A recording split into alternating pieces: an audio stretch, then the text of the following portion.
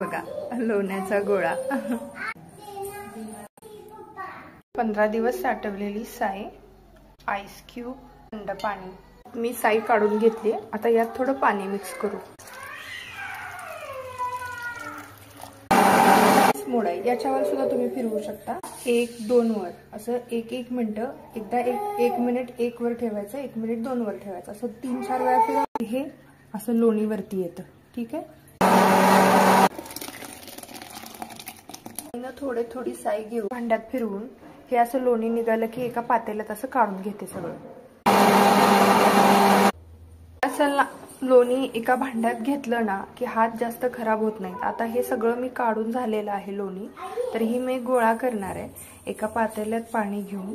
म्हणजे हे जर असं केलं ना तर सारखे हात वगैरे भरवावे लागत नाहीत आणि जास्त भांडी सुद्धा खराब होत नाहीत. बघा लोण्याचा गोळा.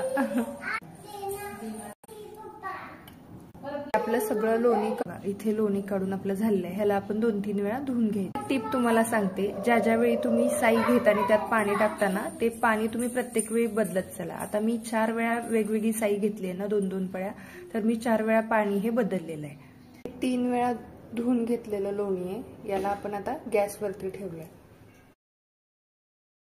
त्यामध्ये 2 वेलची आणि 2 लवंग घालूया. तूप तयार झालंय हे कसं ओळखायचं, तर हे असं पळीत घेतल्यानंतर ना हे असं फेसाळतं ते, आणि शेवटी ना थोडं हे फेस यायचा कमी झाला की खाली या पळीचा आपल्याला तळ दिसतो, किंवा ज्या पातेल्यात किंवा आपल्या युटेन्सिलमध्ये आपण करत असतो त्याचा आपल्याला तळ म्हणजे ट्रान्सपरंट दिसतं शेवटपर्यंत, किंवा हा जो त्याचा रेसिड्यू निघतो हा अशा प्रकारे असा लालसर झालेला असतो, तेव्हा आपण समजायचं की तूप तयार झालेलं आहे. हे बघा हे थंड झाले तूप. अशा काचेच्या बाटली स्टोर करूया. हे बघा ही माझी साधारणपणे 500 ग्रॅमची बरणी आहे. ही पूर्ण भरली आहे तुपाने, आणि ही आणि याच्यामध्ये थोडा आहे काढून. तेलही जास्त खराब झालेलं नाही. यात गरम पाणी याच्यात ओतलं की हे साफ होऊन जाईल. रेसिड्यू राहिलाय तो एवढाच आहे.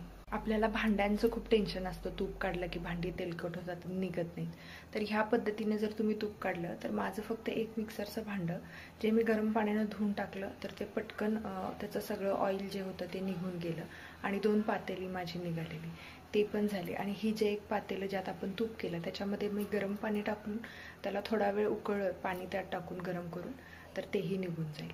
तर अशा पद्धतीने तुम्ही तूप काढा आणि मला सांगा की तुम्हाला ही पद्धत आवडली का नाही.